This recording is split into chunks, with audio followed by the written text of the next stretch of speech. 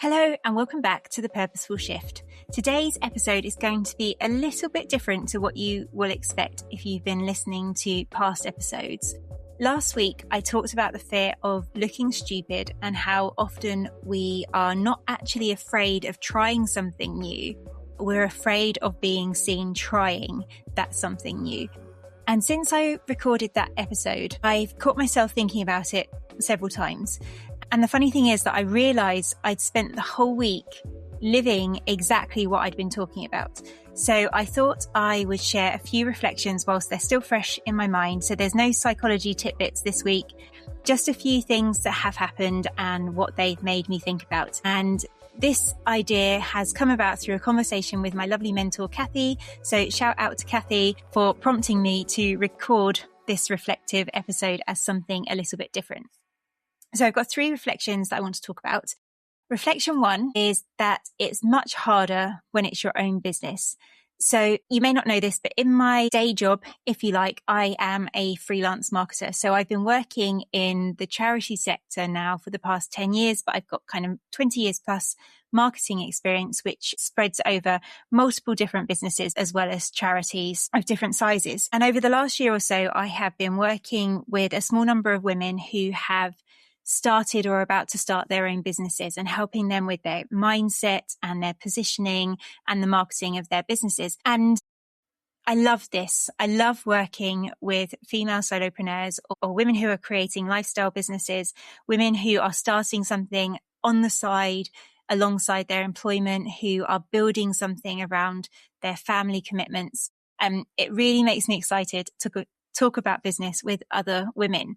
And so I've been doing this for a while now, but I haven't really said it publicly, not really put it out there as such. So I had a website, I had some ways that people could get involved, I had a newsletter, but I wasn't really pushing that as something I did because my identity and the work that I was doing was still very much in the charity sector. So now I'm in this weird place where I want to talk about what I'm doing. I'm going to be shifting out of the charity sector to really focus on working with female solopreneurs, working with women on their mindset, their marketing, their positioning, etc. But I haven't really said that publicly. And I think, reflecting on my last week's episode, that it's the fear of being seen. I'm not fearful of saying I'm a marketer and I would like to help you with your business, but I am fearful of what people will think of me for changing my positioning and changing my offer. So I feel like I'm quite confident to help other people get clarity on their offer and their messaging and what their business stands for and how they position themselves in relation to their competitors. Yet when it's my own business and my own services, suddenly that task feels enormous. It feels really difficult for me to define what my offer and what my messaging are, and almost impossible for me to talk about that publicly. So I've been thinking about what are the right words. This is really critical because I'm this example of something. I need to have it perfect because other people are going to look to me to see what I've done in terms of how I can support them. But of course, perfect doesn't exist. So there is going to be no perfect. I've been worrying about narrowing my audience and shifting away from the charity sector where I spent the last 10 years really focusing on developing my fundraising and marketing knowledge specifically for charities and specifically for small charities and delivering training. And then, of course, worrying about what other people will think. And, when did Emma change from the charity sector to working with business? How can she be both? Because they're very different organizations that she's working with. And of course, all of that in my mind, I think, is this version of me being afraid to be seen trying something new. Yet when I had a conversation with my last coach, Jo, she was so good at making me think about everything as experiments. So I don't need to define myself as Emma who does this or Emma who does that. This is just an experiment to see how much I love it, how much it lights me up, how many women I can help, how they enjoy working with me, how we bounce off each other, what success I can help them achieve. And I know what I'm doing. So it's not because I'm doubting myself. I've been in marketing for over 20 years and most of that time is in marketing services. So I do believe that if you're running a service business as a female solopreneur, that I can help you with what you're doing. But I think it's me stepping into this slightly different version of who I am professionally. And as I touched on last week, people have that idea of who I am as Emma in a certain role, as Emma, the marketer for charities, or as Emma as the fundraising trainer. And now that I'm trying to move into this new identity that they won't know about just yet. And of course, that feels scary for so many different reasons, but it's what I want. It's the identity that I want to step into. So that was reflection number one. Reflection number two was me thinking about asking anyway. So you've probably heard of that term, that shoot your shot Wednesday. And if you haven't, it's a thing that you might see on social media. And it's basically people encouraging you to shoot your shot. So to take your opportunity. And I don't know why it's a Wednesday. I don't know the history behind it, but I think it is always a Wednesday. So it wasn't a Wednesday when I did this, but actually I was looking through some Instagram posts and profiles over the week. I'm trying to do a lot more on Instagram and be a lot more visible. And I've been following this artist for a little while. And she is a French artist. She has a huge following on Instagram. Her work just fills me with joy. I just love what she does. It's so creative and it's repurposing and it helps with sustainability. It's reducing waste in landfill. And she has work in multiple galleries. And she'd taken the opportunity to do the viral Netflix trend. I don't know if you've seen that one where you pretend you're creating your own Netflix documentary. And I just happened to comment it. I thought, do you know what? I'm going to just say this. I'm going to say, I would love to tell your story through the podcast. Are you interested? And she replied and she said, yes, I'm interested. So I said, great, I will send you a DM. So when I saw her response, I was so excited because she just is such an incredible talent and her work just makes me feel so happy. And a lot of her work is centered around encouraging us to go back to ourselves as children and have fun again. So to me, she's really exciting and really playful and really happy. And she just makes me feel really joyous when I see the work that she's created. So I have sent her a DM. I have invited her to come to the podcast and to kind of set up those initial conversations. She hasn't replied just yet, but I'm going to remain hopeful.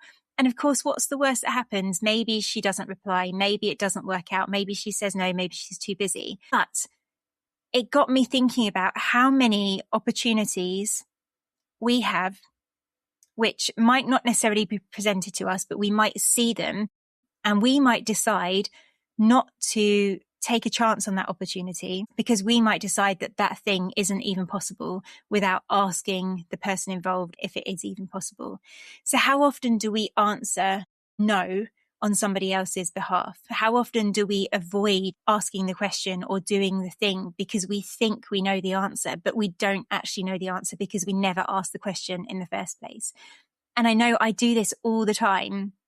Even this week when I was thinking about how I can put together packages for women so there is a set of options for them to choose from rather than paying for my services by the hour. I've been trying to work out and determine what people will and won't pay for services and for packages and what they will and won't want as part of that package without even asking them. And as a marketer, we do research. So it's absolutely crazy to think that I'm trying to put something together without even asking people if that's what they want and what they would be willing to ask. And it's a similar thing. I'm making assumptions about the outcome without even asking the question. So that was my reflection number 2. And my final reflection this week is that growth doesn't always look how we expect it to. And this is something that's come up in the podcast episodes before. And I expect we've all experienced this in different ways. But this week I have been feeling a little bit flat, a little bit emotional. It's a certain time in my cycle that has a big impact on my emotions. And there's been a few triggering factors this week that have made me kind of bite my tongue or feel a little bit lower than I would like to. And so I used to think that through times like that, even if I'm feeling low, I'm just going to push through because there's work to be done. I've just got to keep showing up. I've got to do what I've got to do. And this week, I decided that courage looked a little bit different. So I decided that actually I wasn't in the best headspace to do X, Y, and Z this week. So I was going to give myself permission to pause, to do something else instead, and to wait until the next day to tackle that particular thing. And that feels quite empowering. But it's also what we owe ourselves as women to do, to recognize our cycles, to recognize our energy levels, to recognize our emotions, and to work with them in a way that actually supports us and supports our growth. And so for me, that growth, that courage, and how that all fits into recognizing our strengths and our weaknesses throughout our cycle periods was something that was really strongly in the front of my mind this week. Something great that did happen this week is that I had a podcast guest. The episode won't come out for a few weeks, but we had the most lovely conversation. And I really enjoyed speaking to her. And even though I wasn't feeling too good when the call started, by the end of it, I just felt filled with joy and life again, because it was just so uplifting to speak to somebody who you just get a buzz from. And that connection is so, so critical.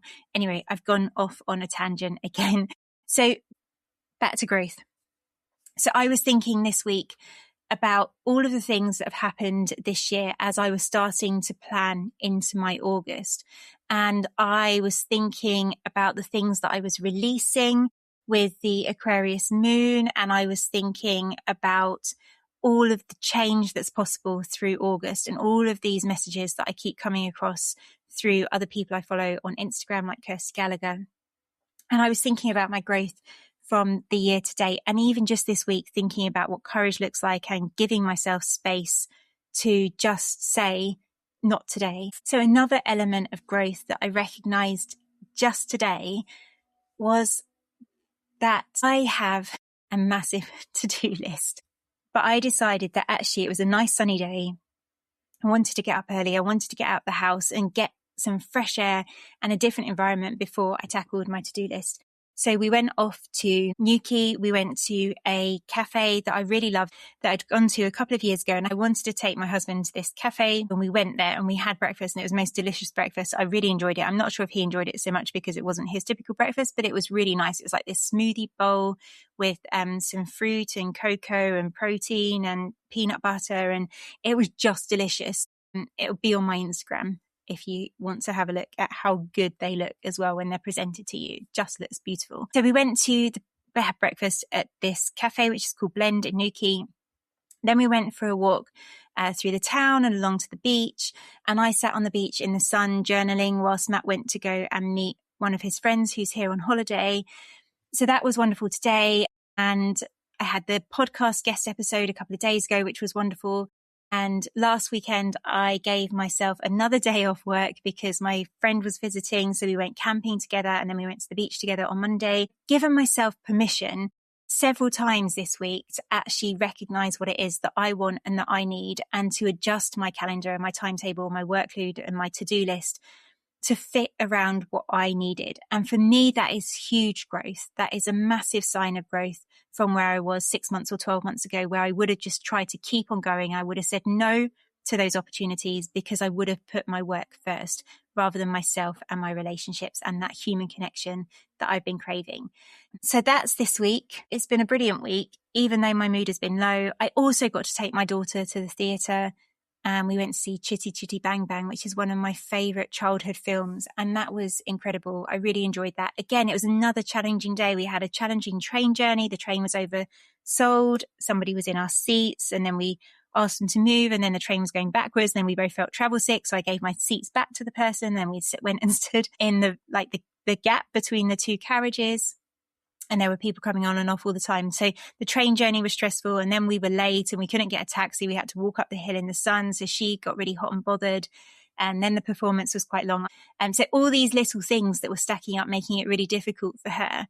And we both kind of just worked through it one thing at a time. And again, that was growth for both of us, tackling those difficult things that previously might have caused her to feel dysregulated. And we both managed to stay calm and to have a good day still. So that was huge growth too. And then when I look back over the last 6 months, and 6 months ago, back in January and even February, early February, I wasn't interviewing women who have all of these incredible stories to share. I wasn't getting to interview women who I admire and look up to and who inspire me in so many ways. In fact, most of my podcast guests, I didn't even know 6 months ago. And I certainly wasn't reaching out to internationally renowned artists and having conversations with them. And I wasn't recording this weekly podcast, and I wasn't giving myself the opportunity to have a voice and to take up a little space. I was thinking, who would I be to do that? And now here I am, loving every minute of it. And I wasn't hearing from listeners who are telling me that something that I've shared has made them think differently about themselves or their life, or encouraged them to make a change or to take a small action. Back then, 6 months ago, I was wondering whether I should even begin the podcast. And now I'm sat here wondering where it could lead. I'm dreaming about the possibilities and the doors that are going to open and the rooms I'm going to get to stand in as a result of being here, being present, being brave, having the courage to say what I'd like to say. And my gratitude to you all for listening. I appreciate you. It's a lovely place for me to be. I feel ever so grateful to be here.